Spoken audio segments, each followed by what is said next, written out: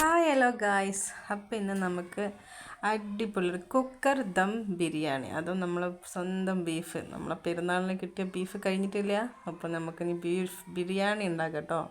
സിമ്പിളായിട്ട് ഉണ്ടാക്കാം, കുക്കറിലായതുകൊണ്ടിട്ട് തന്നെ പെട്ടെന്ന് നമുക്ക് ഉണ്ടാക്കിയെടുക്കാനും പറ്റും. അപ്പം എന്താ ബീഫൊക്കെ നന്നായി വൃത്തിയായിട്ട് കഴുകി കുക്കറിലോട്ടിട്ട് മഞ്ഞൾപ്പൊടിയും കുരുമുളകും ഉപ്പും ചേർത്തിട്ട് നന്നായിട്ടൊന്ന് കുറച്ച് വെള്ളം ഒഴിച്ച് കൊടുക്കണം കേട്ടോ.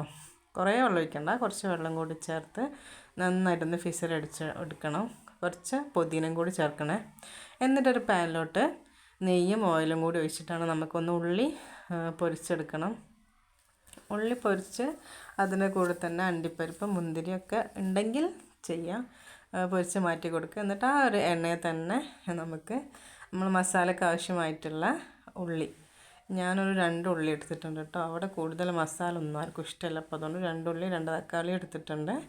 അത് നന്നായിട്ടൊന്ന് ഉപ്പും ചേർത്തിട്ട് വഴറ്റിയെടുക്കുക. നന്നായിട്ട് ഉടയണം കേട്ടോ. ഉടഞ്ഞ് തക്കാളിയൊക്കെ നല്ല വെന്തുടഞ്ഞ് വരും കേട്ടോ. ആ സമയം കൊണ്ട് നമ്മൾ ബീഫൊക്കെ നന്നായിട്ട് വെന്ത് വന്നിട്ടുണ്ട്. എന്നിട്ട് നമ്മൾ ഈ ഉള്ളി വാട്ടിയതൊക്കെ അതിലോട്ട് തട്ടി കൊടുക്കുക. കുക്കറിലോട്ട് ഇട്ട് കൊടുത്തിട്ട് മല്ലിയിലയും പുതിനയിലൊക്കെ അരിഞ്ഞ് വെച്ചിട്ടുള്ളത് അതും കൂടി ചേർത്ത് കൊടുക്കണേ, കറിവേപ്പിൻ്റെ ഇലയും. എന്നിട്ട് നമ്മൾ ഇഞ്ചി വെളുത്തുള്ളി പച്ചമുളക് പേസ്റ്റാക്കി എടുത്തത് അതും അതിലോട്ട് ചേർത്ത് കൊടുത്ത് കുറച്ച് മല്ലിപ്പൊടിയും മഞ്ഞൾപ്പൊടിയും ഗരം മസാലയും കൂടി ചേർത്തിട്ട് നന്നായിട്ടൊന്ന് മിക്സ് ചെയ്തെടുക്കുക കേട്ടോ. മസാലപ്പൊടികളൊക്കെ ഇട്ട് നന്നായിട്ട് മിക്സ് ചെയ്തതിന് ശേഷം നമ്മൾ കുറച്ച് തൈര് ഒഴിച്ചെടുക്കുന്ന ഒരു പാക്കറ്റിൻ്റെ പകുതി തൈര് ഒഴിച്ചെടുക്കുന്നുണ്ട് കേട്ടോ. എന്നിട്ട് ഉപ്പൊക്കെ നോക്കുക. അതുപോലെ തന്നെ എരിവ് കുറവാണെന്നുണ്ടെങ്കിൽ കുറച്ചും കൂടി കുരുമുളക് പൊടിയൊക്കെ ഇട്ട് നന്നായിട്ടൊന്ന് മിക്സ് ചെയ്തിട്ട് മാറ്റി വെക്കുക. ആ സമയത്ത് നമുക്ക് നെയ്ച്ചോറ് വേണം, തിളപ്പിച്ച് ഊറ്റിയെടുക്കുക കേട്ടോ നെയ്ച്ചോറ്. അപ്പോൾ നമ്മൾ എന്താ പറയുക, ചെമ്പോ പാനോ എന്തെങ്കിലുമൊക്കെ വെച്ചിട്ട് ഏലക്കായ ഗ്രാമ്പൂ പട്ട ഉപ്പ് ഒക്കെ ഇട്ടിങ്ങനെ വെള്ളം നന്നായിട്ട് തിളച്ച് വരുമ്പോൾ നമ്മൾ അരി ഇട്ട് കൊടുക്കുക. നമ്മൾ ആവശ്യം, ഞാൻ 1 കിലോ അരിയാട്ടോ എടുത്തിട്ടുള്ളത്.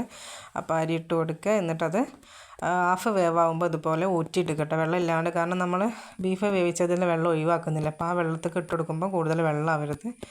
അപ്പം ആ വെള്ളത്തേക്ക് ഇതുപോലെ ഇട്ട് കൊടുത്തിട്ട് 1/2 kg നെയ്യും പിന്നെ കുറച്ച് ഡാൽഡയും അതുപോലെ തന്നെ നമ്മൾ അരിഞ്ഞ് വെച്ചിട്ടുള്ള മറ്റേതില്ലേ മല്ലിയില, കുറച്ച് ഗരം മസാല ഇട്ട് കൊടുക്കുക. അതിന് ശേഷമാണ് മല്ലിയിലയും ഉള്ളിയും അണ്ടിപ്പരിപ്പൊക്കെ പൊരിച്ചതും കൂടി ഇട്ടുകൊണ്ട് നമുക്ക് കുക്കറൊന്ന് മൂടിങ്ങാണ്ട് ഒറ്റ ഫിസൽ മതി കേട്ടോ.